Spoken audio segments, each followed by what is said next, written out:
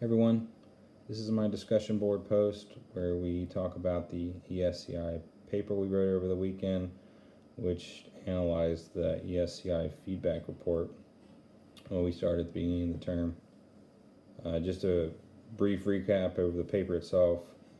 I was really pleased with what ended up being the results of the paper. Since my ultimate goal is to advance up the ranks eventually at Anderson Township, once I get a little bit more time under my belt there, I wanted to get the opinion of those guys. So along with my self-assessment, I focused on asking employees of Anderson Township. Everybody I asked was on my shift, and they were either shift lieutenants who I've served for a length of time, or people that were hired with me that I've worked with for a while and went through the 1 month recruit process at Anderson with. And then there was a few guys that were hired after me that I've actually I served in a mentor type role where I rode on the medic unit with them and showed them highlights of the township and answered questions for them. So that kind of gave me I felt like a broad range to ask and see where I stood in their eyes. And like I said, I was very pleased with how they rated me and how they thought of my emotional intelligence competencies were. I really excelled in some areas in their eyes, especially the self-management and the social awareness categories. All those competencies were listed as strengths of mine, which I also rated high on my self-assessment as well. The one area where I personally think I can improve, I know I can improve, is conflict management.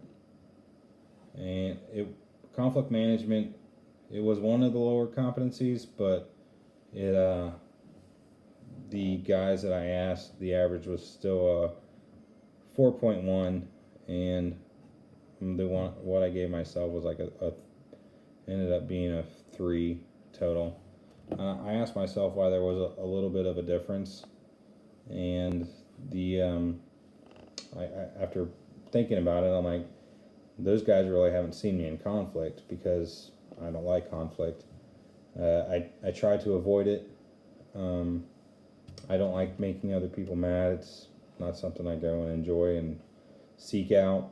If I feel a situation getting tense because of a disagreement I'm having with somebody, as long as it's not like a major situation, like a patient care situation where if I know I'm right and the other person's wrong and I don't say anything, it's going to make a difference. I'm of course going to say something. But if it's something little, and even if I think I'm right or know I'm right, but somebody's adamant about it being the other way, if it's something little, I tend not to pursue it. I just let it drop and just kind of go on about my day, just because I don't like to make a big deal about it.